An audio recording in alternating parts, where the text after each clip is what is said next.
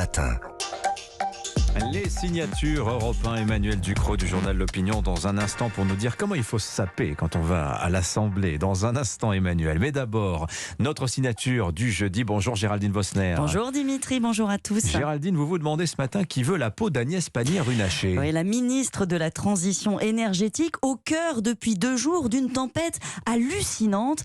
Un média proche de la France Insoumise, Disclose, a sorti une petite bombe il y a 2 jours. La ministre aurait, je cite, des intérêts cachés la reliant au pétrole et aux paradis fiscaux. Wow. Les mots sont sulfureux. Ils ont suffi à faire perdre la tête à tout le monde. La presse entière s'est enflammée. Les oppositions, on a entendu qu'elle avait de l'argent planqué à l'étranger, des parts dans une société pétrolière. Illustration affolante des effets qu'entraîne ce qu'on appelle dans notre jargon de journaliste des titres putassiers. Mais parce que ça n'est pas vrai. Mais quand vous regardez les documents qui sont tous publics, c'est nettement moins sulfureux. Le père de Madame Pannier-Runacher a fait sa carrière dans le pétrole, on le savait. En 2016, il a 70 ans et décide d'organiser sa succession. Comme il a 3 enfants, dont la ministre qui ont bien réussi, il veut léguer directement de l'argent à ses petits-enfants. Il y en a 6. Il crée 2 sociétés pour ça, associées avec les enfants, apporte des parts d'une valeur de 300 000 € pour chacun. Ils n'ont pas le droit d'y toucher avant leurs 25 ans. Mais le problème, semble-t-il, c'est l'origine de cet argent. C'est un financier, ce monsieur. Il a donc confié ses économies, quand il vivait à l'étranger, à des fonds de gestion professionnels domiciliés en Irlande ou dans le Delaware, des États à la fiscalité très light, et l'argent est hébergé dans sa banque du Luxembourg, qui est aussi celle du pétrolier Perenco. Il l'utilisait quand il travaillait. Donc tout est légal et public. Tout ça figure dans les documents déposés au tribunal de commerce que j'ai consulté.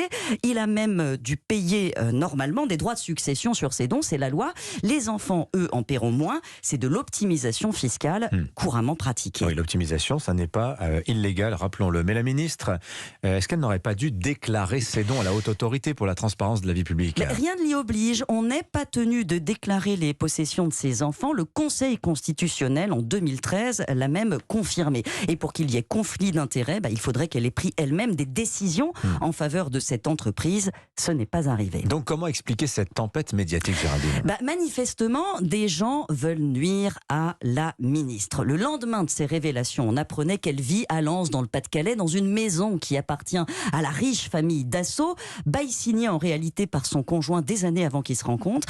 Ses opposants se déchaînent. Greenpeace et plusieurs élus des extrêmes, droite et gauche, exigent sa démission. En fait, Dimitri, Madame Pannier-Runacher gêne. En interne, son nouveau conjoint, qui est à Renaissance aussi, n'est pas très apprécié. Au sein du gouvernement, le fait qu'elle prenne la lumière en pleine crise de l'énergie irrite. Et puis, elle vient d'obtenir une victoire politique au Sénat, où son projet de loi d'accélération des renouvelables a été adopté à la quasi-unanimité. Elle a mis tous les groupes d'accord et ça crée des jalousies. Et c'est aussi très embêtant pour les oppositions à l'Assemblée, qui sont pas prêtes, à faire des cadeaux au gouvernement, encore moins pour une ministre ouvertement pro-nucléaire. Vous savez que LFI, les écolos, jettent toutes leurs forces dans la bataille pour empêcher qu'on construise des réacteurs. Donc, et Dimitri, il faut aussi le dire, elle est instrumentalisée pour une autre affaire. Ah oui, l'affaire Perenco. Et oui, parce qu'on apprend hier que des ONG françaises et congolaises ont lancé une action contre le groupe pétrolier en République démocratique du Congo. Elles l'accusent de préjudice écologique et c'est la première fois qu'une telle action est menée pour obtenir des réparations d'un groupe français.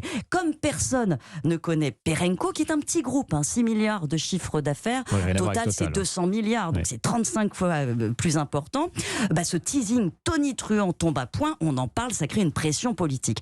On conclura, puisque cette affaire ne fait que commencer, en rappelant aux justiciers, qui ont sans doute d'excellentes raisons d'attaquer cette entreprise, que les actes et les convictions, ça ne s'hérite pas, que personne n'est responsable des actions de ses parents ou de ses proches, et quand des boules puantes sont lancées pour discréditer un politique, ça arrive quel qu'il soit, la presse devrait s'interdire de les attraper pour jongler avec. Ça ouvre un boulevard à tous des populismes. La signature Géraldine Vosner. Merci beaucoup Géraldine, qu'on retrouvera jeudi prochain. Bonne semaine. Demain, c'est Catherine Ney qui sera avec nous.